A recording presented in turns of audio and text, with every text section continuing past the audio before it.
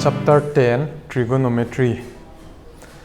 Trigonometry chi chiang ina the relationship the study of relationship between the side and angle of a triangle. Here right triangle here a side to a angle te relation etna here atang pia again ina A, B, C triangle line na here B muna right angle chitale here kha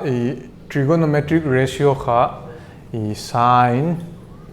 cos, tan, cot,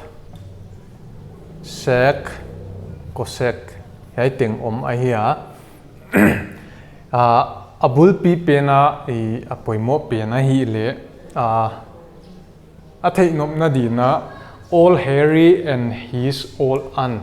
akichia all Harry and his all an haya awat te ki patna bulteng lale o h a h o a amasai na wai hi mai na ya kun gen zwal dia ya right triangle ihon lak chiang in na kha hi hai sau pen longest side kha hypotenuse h aya I angle ilag di pen tuna a case a angle chitale angle ilag chiang in na lampang pen kha opposite side o chile I angle to angle ball to side cut lai pen kha adjacent side ahia sine trigonometric ratio sine hong hi chiang ina here all Harry hile o by h that means opposite side by hypotenuse hong hi din chin opposite side kha bc hypotenuse kha ac hoi chiang ina cos kha n his a to h hong hi dia here a kha adjacent side pen kha ab hinchin hypotenuse kha ac ten na kini sima hete kon rap zwal dia ten hong hi chiang ina all an o to h hong hi here o kha opposite side pen BC sorry H Halloween opposite side to adjacent side hong hi di BC by AB china hai ting na cham te the le all Harry and his all an na cham te the le adang te cot ichi chiang ina kha ten to ki reciprocal AB by BC china hong hi di hai lebul 10 pen lebul le chin hoi chiang ina cot sec hong hi chiang ina kha cos to reciprocal cos kha AB by AC a reciprocal la le AC by AB china hong hi di hoi bana cosec hong hi chiang ina ya sin to ki reciprocal sin kha BC by AC huche le chu cosec kha AC by BC china hai kha trigonometry a basic apoimo pen hai teng the ngai te hai theilo kha adang te ki jong khe theilo wana angle ihon lak na dia kha angle I consider pen kha angle A angle pen ahong ki hek chiang ina opposite side to adjacent side pen kha hong ki hek dia tuna gente na dina angle A pen consider loina angle C pen consider hi le kha opposite side kha AB hong hi dia adjacent side kha BC hong hi dia hoi kha confusion lo di chamte dia poimo mama hoi chiang ina opposite side to adjacent side pen kha opposite side pen kha khen khatte na perpendicular chin hon jang dia adjacent pen kha base ki bang thawa hi hai te kha I confuse lo di ken le kon gen khang naom le I perpendicular kon chi khang naom le opposite side pen ka gen na hi dia base kon chi khang naom le adjacent side pen ka gen khang na hi dia hi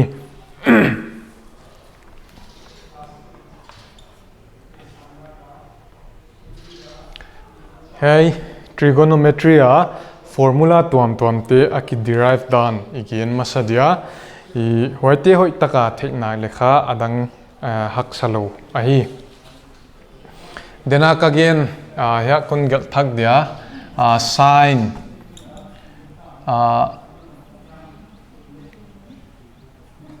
perpendicular ai kele opposite side by hypotenuse perpendicular le kichi opposite le kichi ahi cos ahi chiang ina base or adjacent by hypotenuse ahiya 10 ahong hi chiang ina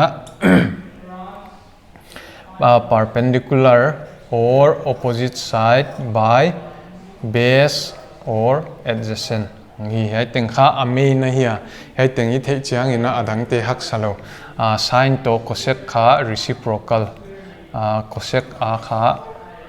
cosec kha hypotenuse by perpendicular or opposite sec kha hypotenuse by base or adjacent hinchin cot kha base or adjacent by perpendicular or opposite ai kha theima sa te te le I hoi chiang ina table a degree value te oma hoi mai na formula te hong pot dan ian masadia amasa ina reciprocal relation ichi pen kha hi ahia I reciprocal that means sin pen kha cosec to reciprocal ichi le sin equal to 1 by cosec chi na injin cos equal to 1 by sec then 1 by cot ale lama le hi tho ale lama ka chi chu cosec ai to 1 by sin ki bang sec to 1 by cos cot to 1 by tan hoi kha I theima sadia tuna hi triangle a Pythagoras theorem apply le AC square equal to AB square plus BC square ekha Pythagoras theorem hi right triangle hi jaka Pythagoras theorem kila theya hiya trigonometry akha right triangle lowa triangle dang kila lowa hi trigonometry na zat dile right triangle hi sa hi chi kha chiam te dia hiya kha both side AC na divide le AC square ina divide le AC square by AC square equal to AB square by AC square plus BC square by AC square hile AC square by AC square kha 1 hong swak dia AB square by AC square he entale AB ichi chiang ina base ai kele adjacent side ichi pe na hiya AC kha hypotenuse huche le chu hi pen kha base by hypotenuse chi na aya base by hypotenuse coin pia chi entale aya base by hypotenuse ai kele adjacent by hypotenuse wa kha cos chi na aya huche le square ne jakina cos square hong swak de hiya plus BC by AC BC kha ya a perpendicular ai kele opposite side ichi pen ahia AC kha a hypotenuse ma ongi huche le chu opposite side by hypotenuse ko ya kha ya mi chi le ya sin ina a perpendicular or opposite by hypotenuse homa hoi chu opposite by hypotenuse hi nge le kha sin chi na ahia wai ja ka hi BC by AC tanga kha sin gel thei square rom jakina ya square rom pai dinga uche le chu hiai kha 1 equal to cos square plus sin square ai ke le sin square plus cos square equal to 1 he kha e Pythagorean relation khat ahia ya patina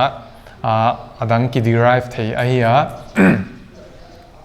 sin square pen helama transfer le 1 minus sin square equal to cos square hong hi di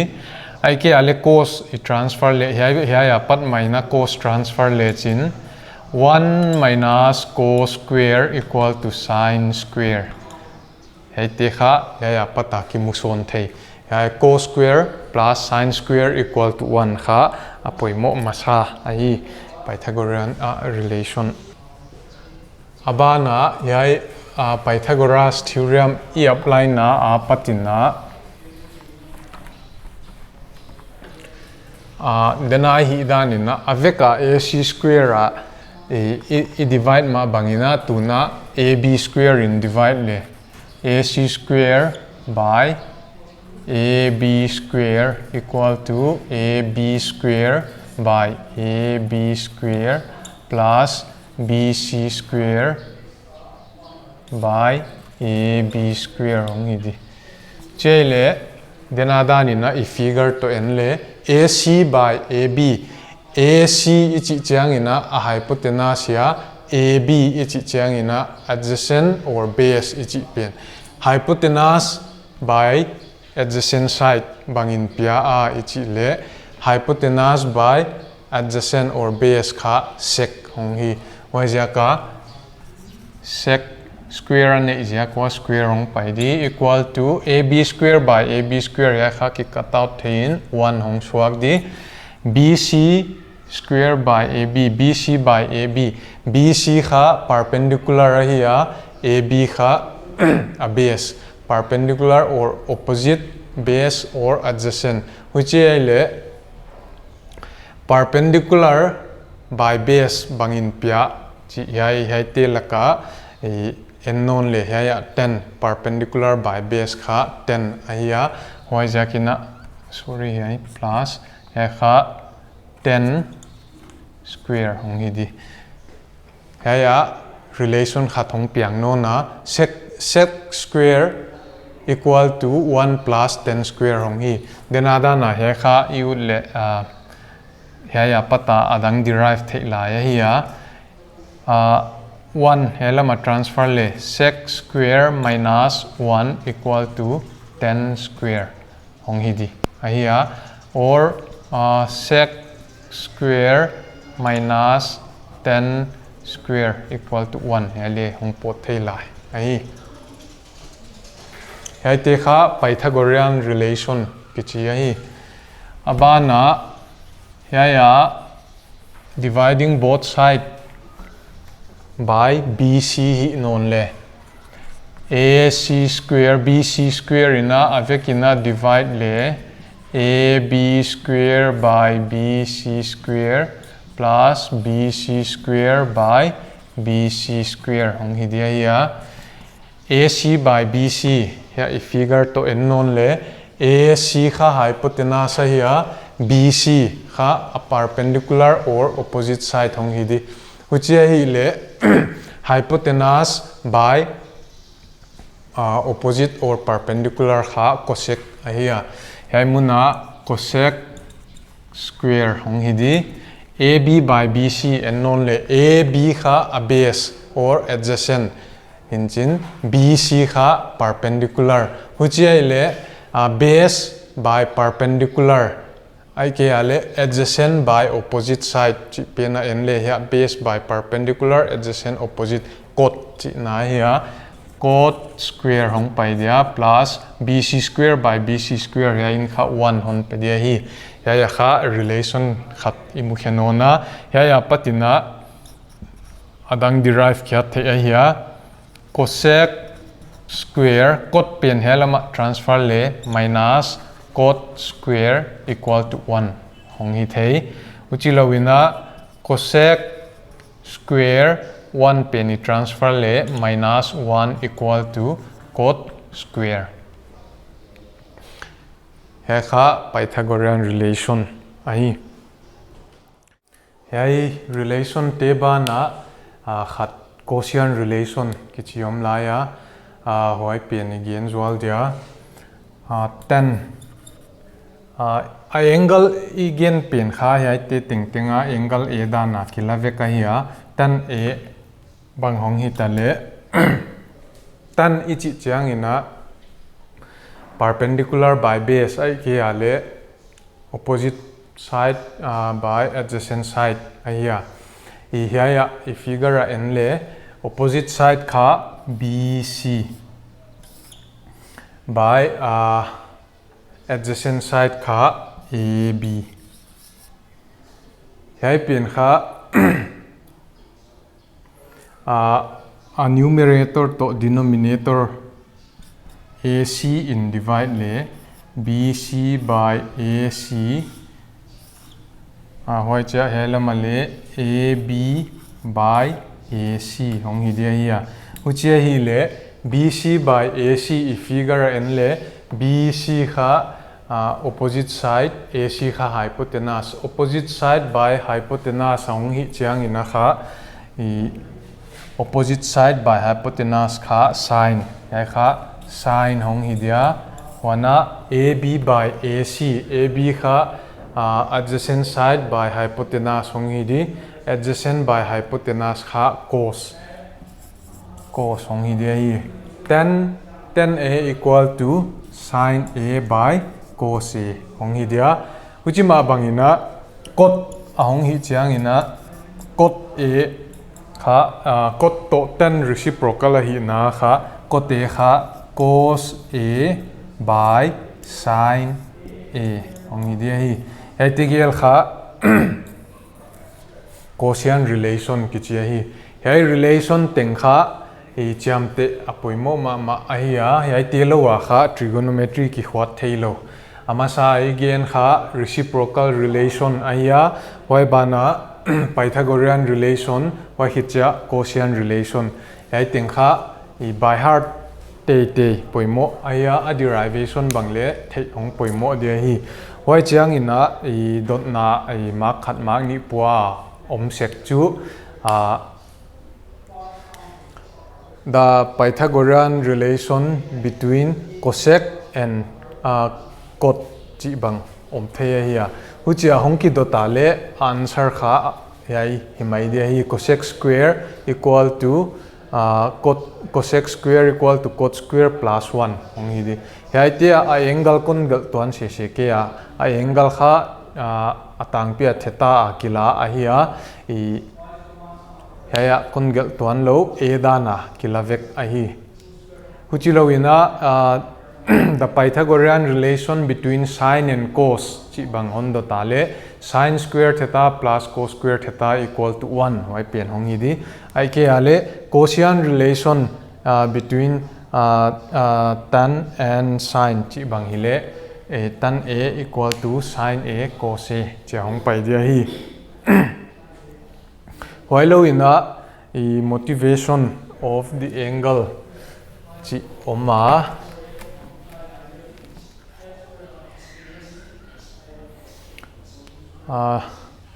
tuna 0 degree ading ina a value te banga chi endi hitale 0 degree ahong hi na dia hai angle I consider pen hai angle ahia hai again te na din theta bang chile hai angle pen kha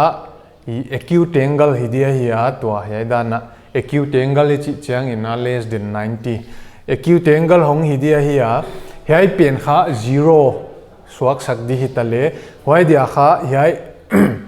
AC line kha hong pai suk din chin hai AC line pen kha hai AB to hong ki overlap ngai din chin hoi chianga kha 0 hong hi pan di chi na ahia hoi 0 hong hi chiang ina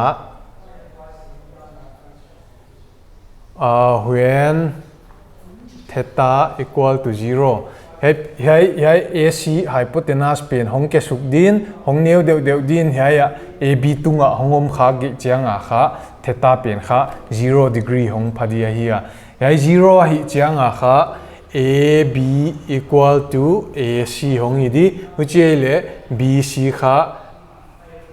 akki ka kom non lo de chiang a kha 0 chi na hong hi di hoi hun chiang ina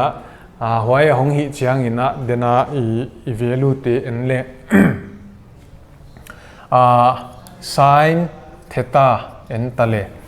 sin a kha BC by AC chi na ya BC kha 0 hong hi di in chin AC to AB hai AB equal to AC pen kha 1 dan in la le equal to 1 he kha 0 chi na hi mai sin cos theta en le cos hong hi chiang in kha ya base AB by hypotenuse AC hong hi din chin AB kha 1 ahia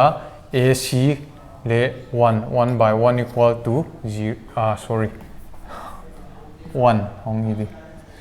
wa khi 10 theta en non tale 10 kha perpendicular by base ahia BC perpendicular base AB ile BC kha 0 in chin AB kha 1 e kha 0 hong hi uchima bangin adang te ading ina a reciprocal la le cot theta equal to 0 ma hong hi di sec theta equal to cos reciprocal kha 1 ma hong hi di cosec theta equal to 0 ma hong hi di hai kha 0 degree hi chianga hai trigonometric ratio trigonometric function te value sin 0 degree hai angle pen 0 hong hi chianga chi na ahia then again ma bangina hai theta pen khai cheong ke sukin theta equal to 0 degree hai sin 0 to 0 cos 0 1 tan 0 0 cot 0 0 sec 0 1 cosec 0 0 chi na ahi abana hai angle pen 45 degree hitale I trigonometric function te a value bangza hidia chi pen kha to aizong khiat dia hi angle sum property of triangle in kha triangle angle teng aki gom aki et chiang ina 180 phag di chi ahia haya a figure en le he kha right angle ahia 90 hita haya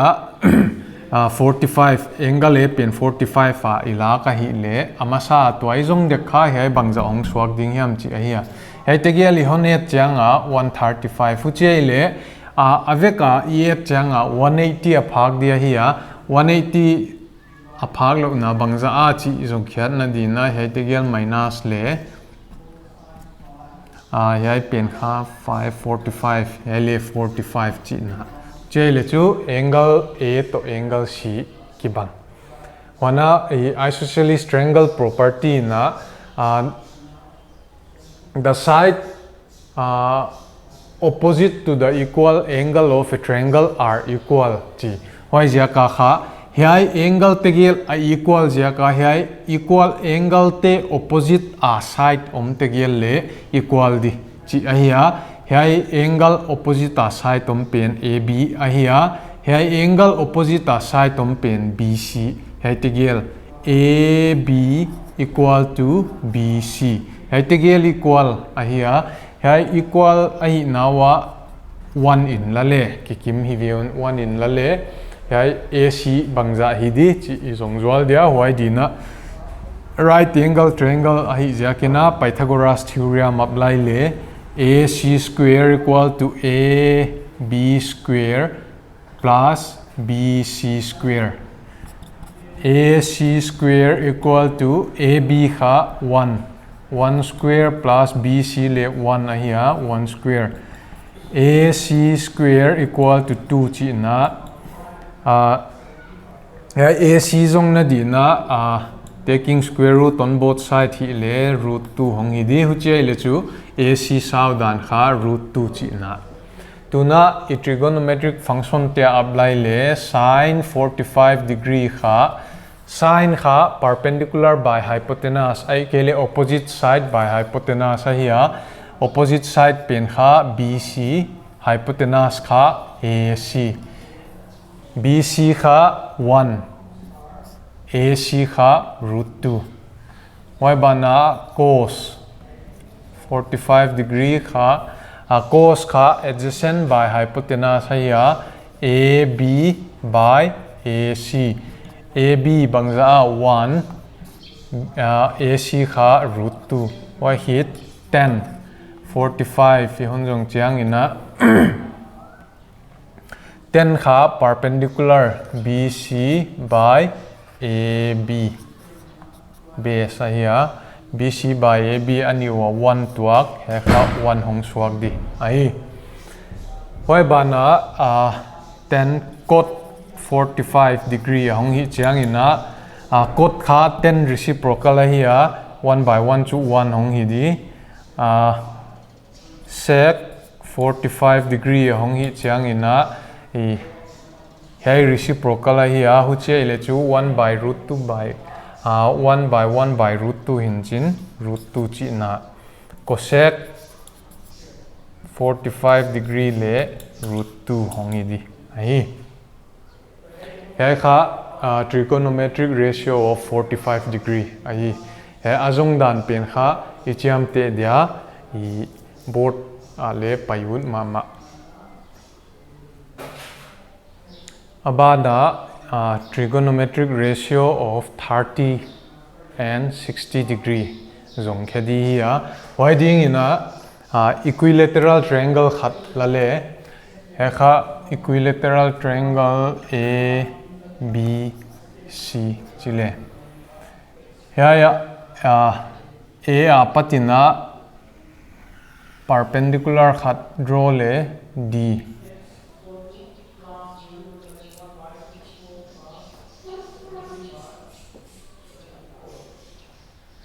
hai equilateral triangle ahi zia ka kha angle teng kha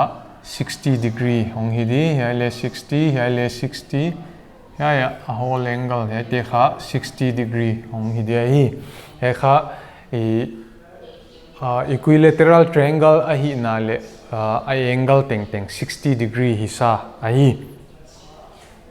tuna hai triangle tegel triangle ABD and triangle ACD hai tegel compare tale hai sides of equilateral triangle hi zia ka kha equal dia hiya AB equal to AC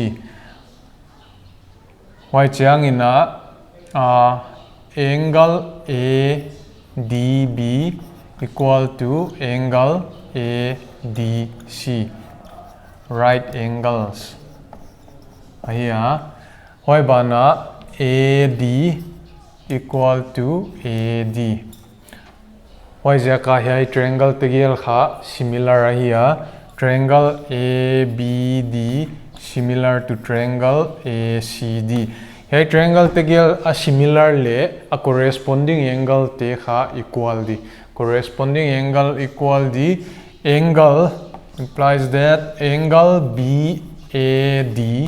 equal to angle CAD hi hai angle to hai angle equal di hai aveka kha 60 degree ahia hai tegel equal ki kimma hi le chu half of 60 angle A equal to 60 degree ahia angle BAD kha half of angle A even which is half of angle A kha 60 30 degree hong swag di chi na hi angle BAD 30 hi le CAD le 30 hai te kha 30 degree hong hi dia hi tuna hai equilateral triangle aside te asaw dan di na 2k bangla hi tale ya 2k ya le 2k ya le ya BC le 2k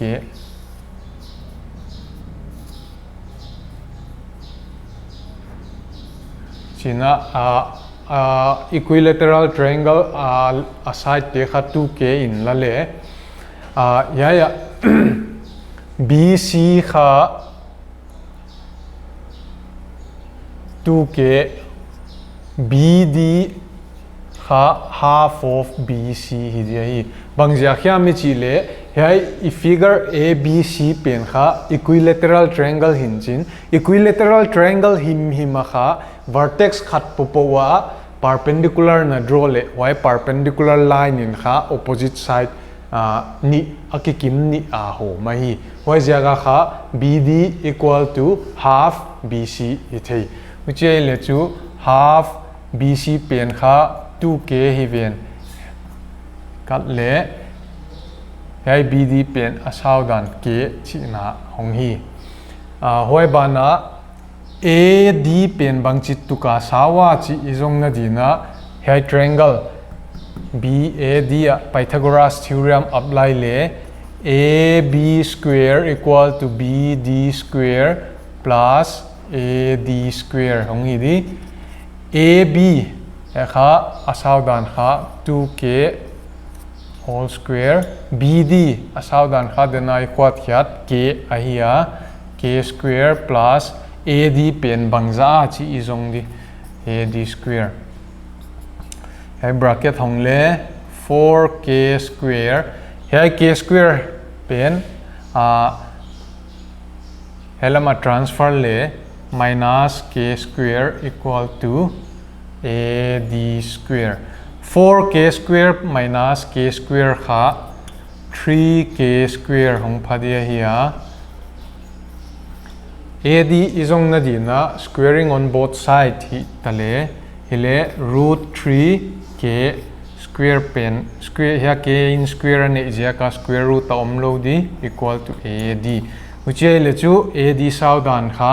root 3k chi na tua hai triangle pen a side teng a saudan thei tai chiang ina I trigonometric function te apply le a value hongki mu dia hi ama sin 60 degree a di ni dia sin 60 degree chiang ina denada ina hai angle hi tai hi hai angle a kha perpendicular kha hai AD hong hi dia a base kha BD hong hi di sin ni chi chiang ina perpendicular by hypotenuse perpendicular kha AD by hypotenuse kha AB hile AD saudan kha root 3k by AB kha 2k hai k la khele root 3 by 2 chi na abana cos 60 degree equal to cos kha base by hypotenuse ai kele adjacent side by hypotenuse here adjacent side pen BD by hypotenuse AB hile BD kha k aya AB kha 2k ai k cancel le 1 by 2 chi na 10 60 degree kha 10 kha opposite side by adjacent side opposite side kha AD by adjacent side BD equal to AD kha root 3k by BD kha k ile k la khele root 3 to adang te adina a reciprocal lage ile cot 60 degree kha cot to 10 ki reciprocal hi ven hai reciprocal kha 1 by root 3 chi na cot sec 60 degree ading ina kha hai reciprocal la le 2 hong hidia wa hit cosec 60 degree ading ina sin reciprocal la le 2 by root 3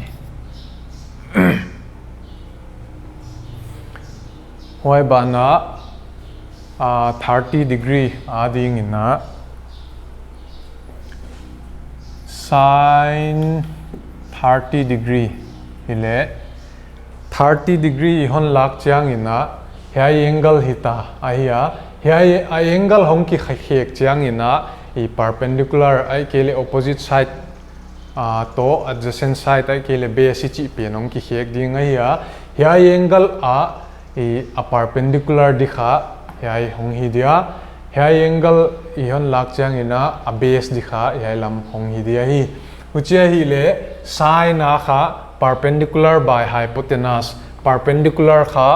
BD by hypotenuse kha AB hong hi di BD saudan kha K aya AB saudan kha 2K hai K te gel la khele 1 by 2 chi na hong hi dia hi abana cos 30 degree ai chiang ina cos kha base by hypotenuse ahia hai angle a base kha hai AD by hypotenuse AB ahi AD saudan kha root 3K by AB kha 2K K cancel out root 3 by 2 hong hi di 10 30 degree akha 10 kha perpendicular by base ahia perpendicular kha hai hong hita BD by a base kha AD ahia which le BD kha K AD kha root 3K K cancel le 1 by root 3 chi na tan cot 30 degree here reciprocal la le reciprocal of 1 by root 3 kha root 3 hong hi di sec 30 degree hon lang non chiang ina here reciprocal hong hi di hu che le chu 2 by root 3 chi na why hit cosec 30 degree kha sine reciprocal ahia reciprocal of 1 by 2 kha 2 hong hi di here value te kha poimo ma thế nghe ding trigonometry khwat na dia abana I trigonometric ratio of 90 degree yan lai di ya I uche le chu 90 degree a hong hi le yai angle pen kha 90 so sak di ahia to yai kha acute angle hi dia hi 90 degree hong so na di ya kha yai hai line pen kha ya hong ki hin lut din hai lama hong ki hin lut din ya hong pai di hai I perpendicular line hai pen perpendicular angle to overlap ichi dia ma hong ki coincide chiang a kha ya BC tunga AC hong to di B to A to home di hoi chiang a kha hai line pen 90 degree hong swak di uchi ai le chu A B pen kha hai pen hong ki hin phei di hai tan tunga I chiang a AB a ki ka kom non lo din chin AB equal to 0 hong hi di ya AC equal to BC hong hi di hai te gel la ding in 1 la tale tu na trigonometric function te n le sin 90 degree hong hi chiang in sin 90 sine hi chiang ina perpendicular by hypotenuse ahia perpendicular kha BC by hypotenuse AC ile BC kha ya 1 ahia AC kha 1 equal to 1 hong hi di cos 90 degree cos hong hi chiang ina base AB by hypotenuse AC ahia AB kha 0 AC kha 1 hile ya kha 0 ngi mai ahia 10 0 or undefined 1090 perpendicular BC by AB hile BC kha 1 AB 0 hile 0 dana kila mai ahia 10 cot 90 degree equal to reciprocal 0 sec 90 degree equal to 0 reciprocal cosec 90 degree equal to reciprocal of 1 kha 1 ma hongi di ya kha trigonometric ratio of 90 degree te value ahi to hai trigonometric ratio of 0 30 45 60 and 90 degree te kha the nge dia hi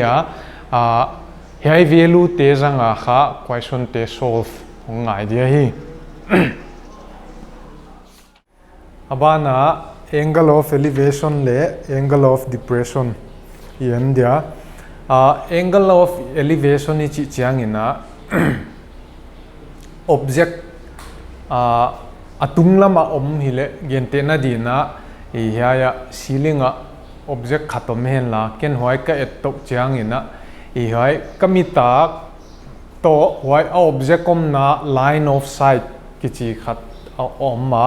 hoi to ya kamit na zo na horizontal line hoi tigel in angle abol pen kha angle of elevation ki chi ya gente na dina ya object khatom hen la ya pat en hitale ya pen kha a line of sight ya imit namun chini mit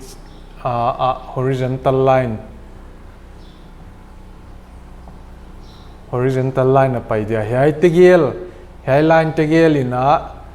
angle form pen kha angle of elevation kichi ahi ale lama hai object pen kha horizontal line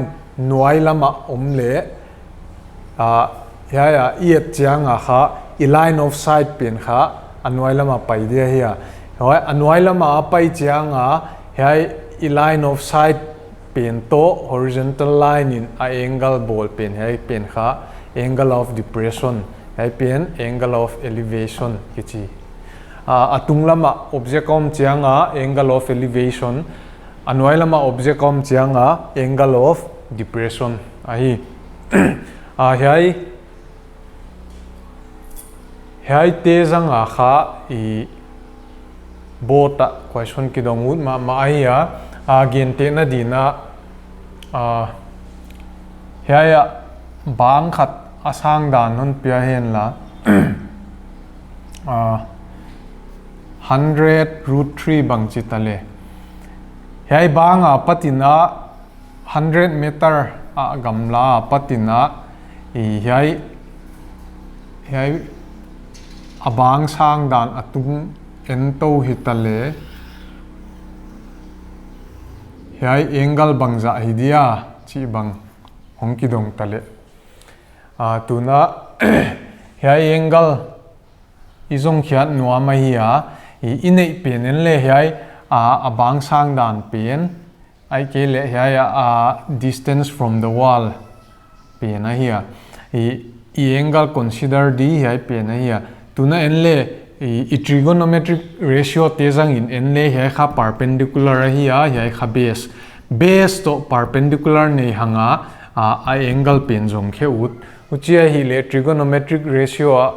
perpendicular to base pen apya banga chi ingai to chiang ina 10 hongia 10 theta latale hai perpendicular kha BC hidi base kha AB hong hidia value koile 100√3 by 100 hong hidi 100 tikka taut le √3 hong swak dia hiya 10 theta equal to √3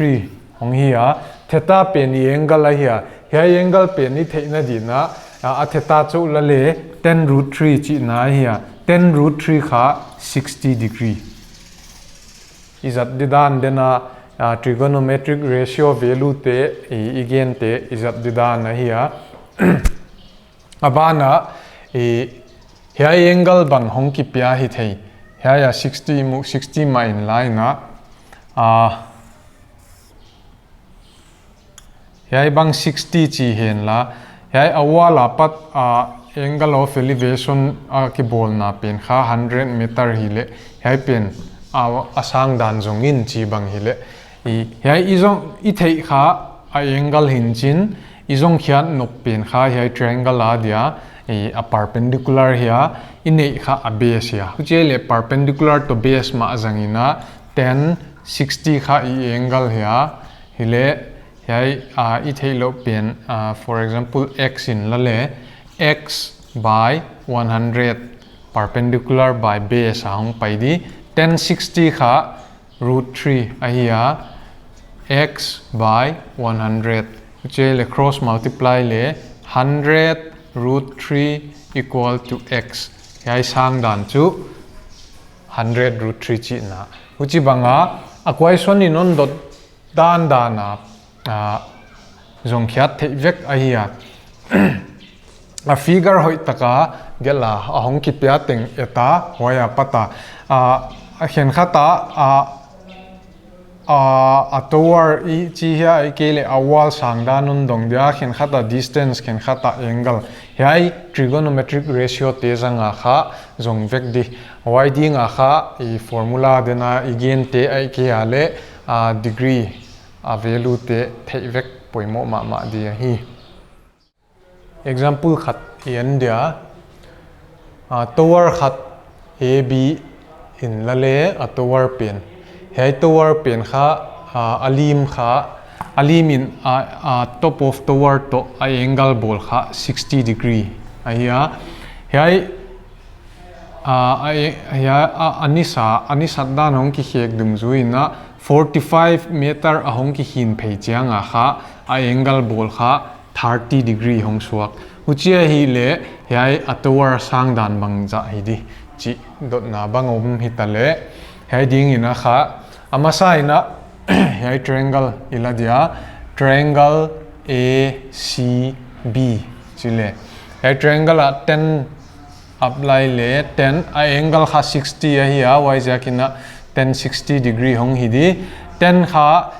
opposite side by adjacent side I kele perpendicular by base here AB by BC hi ai chile 1060 value ko ile 1060 kha root 3 here AB by BC AB to BC kha a value ki thei bang ma om nai lo hoi ja ka hi dan ma ko hanga cross multiply le root 3 BC equal to AB he kha imu masak hong hi dia ano ni na triangle hi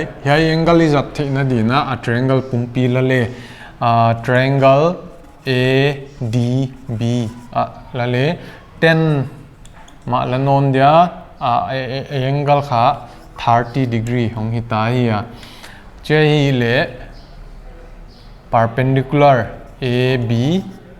a base kha DB ahi DB 1030 kha 1 by root 3 AB by DB ichi chiang ina DC plus BC ahi uchi hitale ya 1 by root 3 equal to AB then ya root 3 BC equal to AB mukhini ve hangu che le AB tang ina root 3 BC ko ile root 3 BC DC asaw dan kha 45 ahia plus BC ya cross multiply le ya konjom dia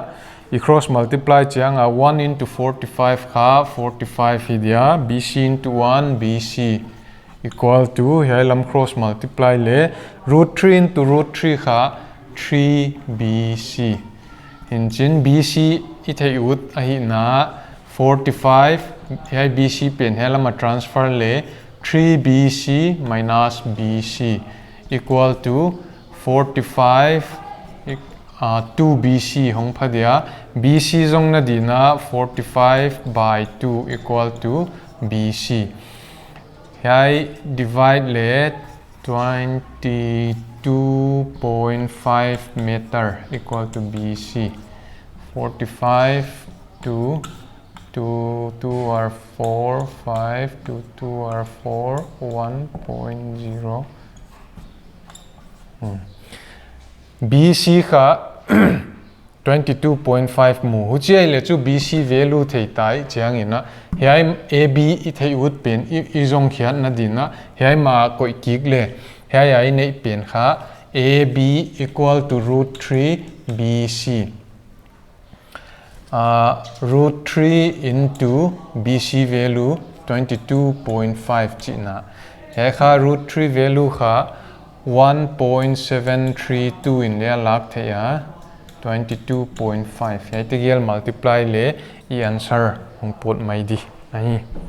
I multiply lo wa hiai tanai koi le le I thei 1.732 22.5 5 to 10 0 1 million 5 15 16 6 1 million 7 5 35 36 6 3